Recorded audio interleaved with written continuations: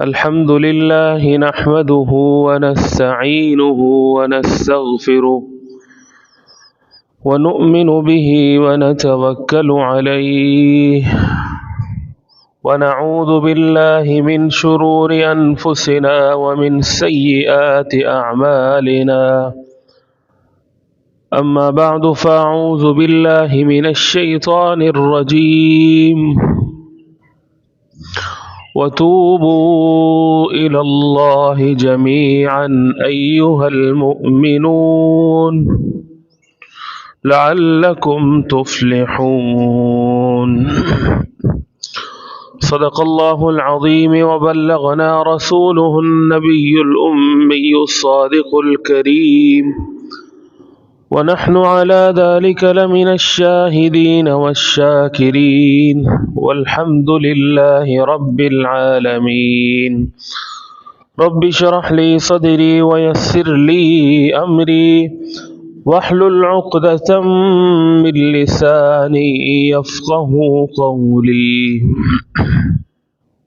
میرے انتہائی معزز مکرم سامعین، اللہ تبارک و تعالی نے ایک بار پھر جمعۃ المبارک کی نسبت سے جمع ہونے کی توفیق دی ہے۔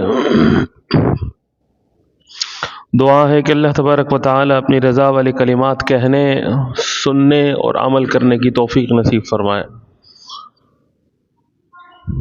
اللہ تبارک و تعالی نے انسان کو وجود عطا کیا ہے اور پھر اللہ تبارک و تعالی نے انسان کو اختیار بھی دیا ہے۔ اور اختیار کس کو کہتے ہیں؟ کہ اس کے پاس یہ قوت موجود ہے کہ وہ جس قسم کا چاہے فیصلہ کر سکے اپنی زندگی کے متعلق، اپنی زندگی کے علاوہ اپنے روز مرہ کے معاملات کے متعلق۔ لیکن اس کے ساتھ ساتھ اللہ تبارک و تعالی نے کچھ زندگی گزارنے کے اصول بھی بیان فرما دیے کہ زندگی گزارنے کے اصول کیا ہے۔ وہ زندگی گزارنے کے اصول یہ ہے کہ میری اور میں رسول کی اطاعت کرو، میری بات کو مانو اور میرے رسول کی اطاعت کرو صلی اللہ علیہ وسلم۔ رسول اللہ صلی اللہ علیہ وسلم کی اطاعت، یہ اللہ تبارک و تعالی نے ہمیں زندگی گزارنے کا طریقہ بتایا ہے۔ اور پھر اللہ تبارک و تعالی نے اس انسان کے اندر خیر اور شر دونوں مادے رکھے ہیں۔ یہ انسان، اس کے اندر خیر بھی موجود ہے اور اسی انسان کے اندر جو ہے وہ شر بھی موجود ہے۔ اسی لیے بسا اوقات ایسا ہوتا ہے کہ ہمیں تو نظر یہ آتا ہے کہ یہ شخص بہت ہی شریف ہے،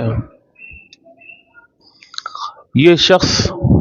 ہماری زندگی میں، ہمارے اڑوس پڑوس میں یہ شخص جو ہے بہت ہی عدل و انصاف سے کام کرنے والا ہے۔ لیکن پھر ایک ایسا موڑ آتا ہے، ایک ایسا وقت آتا ہے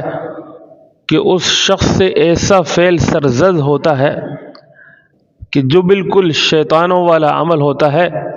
بلکہ وحشی جانوروں کی طرح اس سے وہ عمل سرزد ہوتا ہے۔ یہ کیا وجہ ہوتی ہے کہ جس کے متعلق ہماری آنکھیں، ہمارے کان اور ہماری عقل یہ فیصلہ کرتی ہے کہ وہ شخص جو ہے وہ انسان انتہائی شریف، عدل و انصاف کرنے والا، لیکن اس کا عمل جو ہے وہ انتہائی شریر قسم کا۔ یہ اس وجہ سے کہ اللہ تبارک و تعالی نے انسان کے اندر دونوں صفتیں رکھی ہیں، دونوں صفات رکھی ہیں، خیر کی صفات بھی ہیں اور شر کی صفات بھی ہیں۔ اب یہ انسان کے اختیار میں ہے کہ وہ ان خیر کی صفات کو اپنے اوپر غالب کرتا ہے یا شر کی صفات کو اپنے اوپر غالب کرتا ہے. یہ انسان کے اپنے اختیار میں ہے. اور احادیث میں آتا ہے کہ اللہ تبارک و تعالی فرماتے ہیں ان رحمتی وسعت، میری رحمت جو ہے وہ غالب ہے ہر چیز پر، میری رحمت جو ہے وہ ہر چیز پر غالب ہے. تو اسی کے متعلق ایک واقعہ یہ بھی لکھا ہے، علماء اکرام نے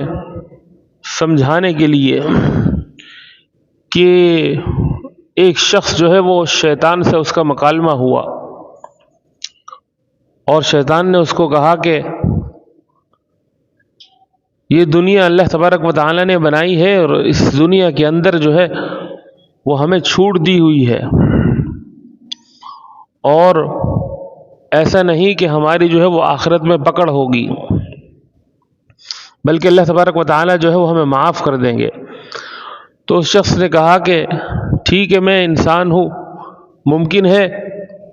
کہ مجھے جو ہے وہ اللہ تبارک و تعالی معاف کر دیں گے، لیکن تمہاری معافی تو کسی صورت کے اندر نہیں ہے.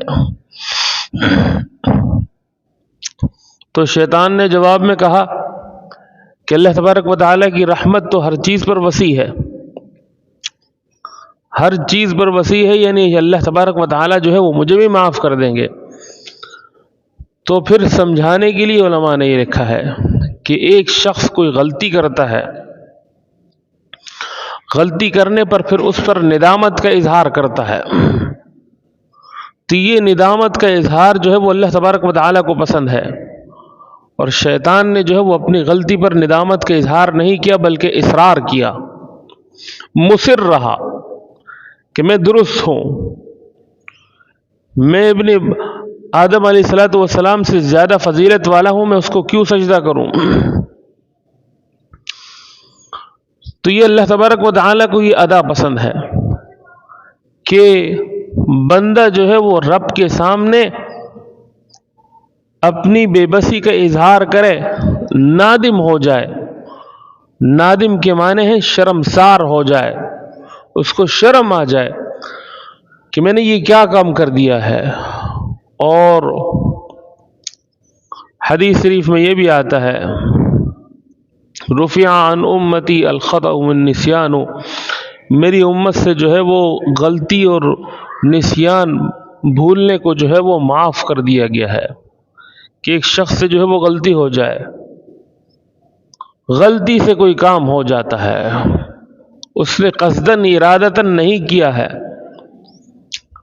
بلکہ اسے معلوم ہی نہ تھا کہ میں یہ عمل کر رہا ہوں یہ غلط ہے. اس کو اللہ تبارک و تعالی رسول اللہ صلی اللہ علیہ وسلم نے فرمایا کہ یہ میری امت سے اس کو معاف کر دیا گیا ہے، ایسے شخص پر کوئی پکڑ نہیں ہے. اور والنسیان وہ فرمایا کہ دوسرا یہ ہے کہ انسان جو ہے وہ بھول کر کوئی عمل کرتا ہے، بھول جاتا ہے، بھول کر جو ہے وہ کوئی غلط کام کرتا ہے.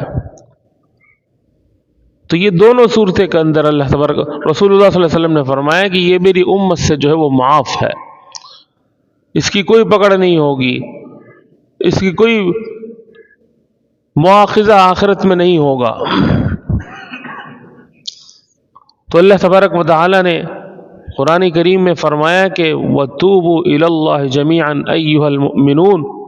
اللہ کی طرف رجوع کرو اے مومنو،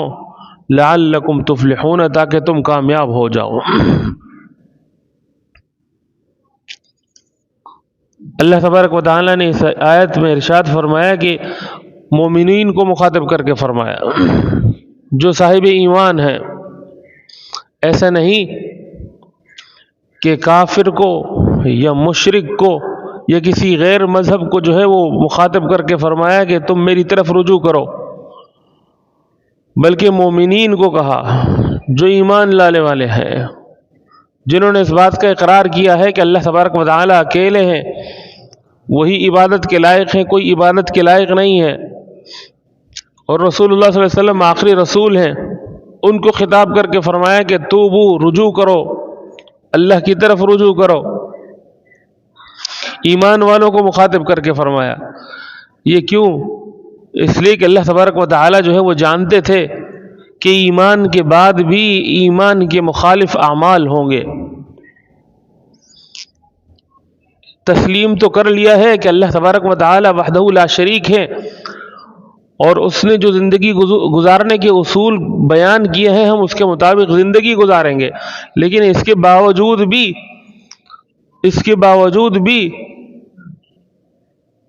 اس اقرار کے باوجود بھی جو ہے وہ عمل اس کے مخالف ہوگا۔ اس لیے فرمایا کہ تم اس اقرار کے باوجود بھی اگر تم سے غلطی ہو جاتی ہے تو توبو، رجوع کرو، الی اللہ، اللہ کی طرف۔ رجوع کے معنی یہ ہے کہ جو کچھ ہم نے کیا ہے اور آپ کے فیصلے کے خلاف کیا ہے، آپ نے جو ہمیں زندگی گزارنے کا طریقہ بتایا ہے اس کے خلاف کیا ہے، اس کے خلاف کے باوجود بھی جو ہے وہ ہم اس سے رجوع کرتے ہیں، واپس پلٹتے ہیں۔ فرمایا کہ جو اس طرح سے واپس پلٹتے ہیں اس کے متعلق فرمایا کہ لعلکم تفلحون، تاکہ تم کامیاب ہو جاؤ۔ یہ کامیابی ہے۔ بنی اسرائیل کے ایک شخص کے متعلق آتا ہے کہ اس شخص نے زندگی گزاری اور گناہوں سے بھری ہوئی زندگی گزار لی۔ جب اس کے موت کا وقت قریب آ گیا تو اس نے اپنے اولاد کو جمع کر کے کہا کہ جب میں مر جاؤں تو میں نے جو گناہ کیے ہیں مجھے ڈر ہے کہ کہیں اللہ تبارک و تعالیٰ کے حضور اگر پیش کیا جائے تو میرا مواخذہ ہوگا، اور شدید قسم کا مواخذہ ہوگا، میری پکڑ ہوگی۔ لہذا تم ایسا کرنا کہ مجھے جلا دینا، اور جب میں جل کر راکھ بن جاؤں اور پھر میری راکھ کو جو ہے وہ ریزہ ریزہ کر دینا۔ میری راکھ جو ہے وہ ریزہ ریزہ ہو جائے تو پھر اس کو ہوا میں اڑا دینا،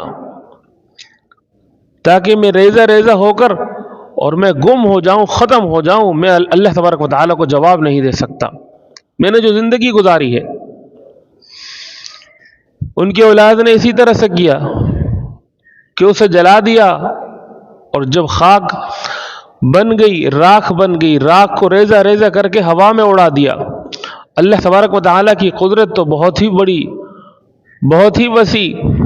اللہ تبارک و تعالیٰ نے ہواؤں کو حکم دیا، اس کے ذرات کو جمع کیا گیا، ذرات کو جمع کر کے اس کو دوبارہ زندگی دی، اور پھر اس سے پوچھا کہ تم نے ایسا کیوں کیا ہے؟ اس نے کہا کہ میں اس بات سے ڈرتا تھا کہ میں نے جو زندگی گزاری ہے میں اس قابل نہیں ہوں کہ میں اپنے رب کے سامنے پیش ہو سکوں، میں نے اس لیے یہ کیا، میں نے آپ کے خوف کی وجہ سے اس طرح سے کیا،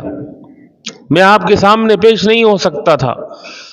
تو اللہ تبارک و تعالیٰ فرمائیں گے کہ میری خوف کی وجہ سے تم نے یہ عمل کیا ہے، میرے ڈر کی وجہ سے تم نے یہ عمل کیا ہے، میری طرف سے یہ اعلان ہے کہ تمہارا کوئی مواخذہ نہیں ہوگا، اور اس کے لیے جو ہے وہ جنت کا اعلان ہوگا۔ یہ بنی اسرائیل کے ایک شخص کا واقعہ ہے، اور رسول اللہ صلی اللہ علیہ وسلم کی اس امت میں اللہ تبارک و تعالی نے نہایت ہی آسانیاں فرمائی ہیں، اور خصوصاً اگر ہم اپنی زندگی گزارتے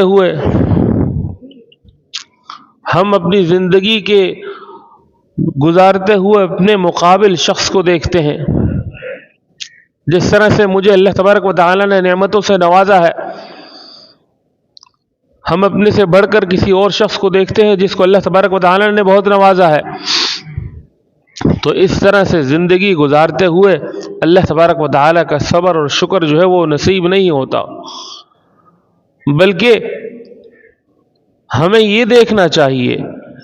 کہ اللہ تبارک و تعالی نے وہی انسان ہے، اس کی اسی طرح سے 2 آنکھیں ہیں، 2 کان ہیں، اس کی سننے کی جو صلاحیت ہے، سمجھنے کی جو صلاحیت ہے، چلنے پھرنے کی جو صلاحیت ہے وہی ہے، لیکن اس کو 2 وقت کی روٹی جو ہے وہ مشکل سے میسر ہوتی ہے، 2 وقت کی روٹی جو ہے وہ مشکل سے میسر ہوتی ہے، اور اس پر بھی وہ جو ہے وہ اللہ تبارک و تعالی کا صبر اور شکر کرتا ہے۔ یہ ایسا نہیں کہ گزشتہ زمانوں کی بات ہے، بلکہ آج کے دور میں بھی اس طرح سے ہو رہا ہے کہ جن کو اللہ تبارک و تعالی نے صرف 2 وقت کی روٹی بمشکل ان کے نصیب میں لکھی ہوئی ہے، لیکن وہ اس کو ایسا نہیں کہ اللہ تبارک و تعالی کے سامنے وہ شکایات کا انبار لگائے ہوئے ہیں، بلکہ وہ اس روٹی کو کھاتے ہوئے اللہ تبارک و تعالی کا شکر ادا کرتے ہیں۔ شکر ادا کرتے ہوئے اس سے زندگی اللہ تبارک و تعالی نے جو ان کو عطا کی ہے، اس زندگی کو وہ اللہ تبارک و تعالی کی امانت سمجھ کر کے جس طرح سے رسول اللہ صلی اللہ علیہ وسلم نے فرمایا اس کے مطابق وہ زندگی گزارتے ہیں۔ تو ہمیں بھی چاہیے کہ ہم بجائے اپنے سے بڑھ کر جس کو اللہ تبارک و تعالی نے نوازا ہے اس کو دیکھنے کے، ہم اس کو دیکھیں کہ جو ہم سے کم تر ہے، اور پھر اللہ تبارک و تعالی کا شکر جو ہے وہ دل سے، زبان سے بھی نکلے گا اور دل سے بھی نکلے گا،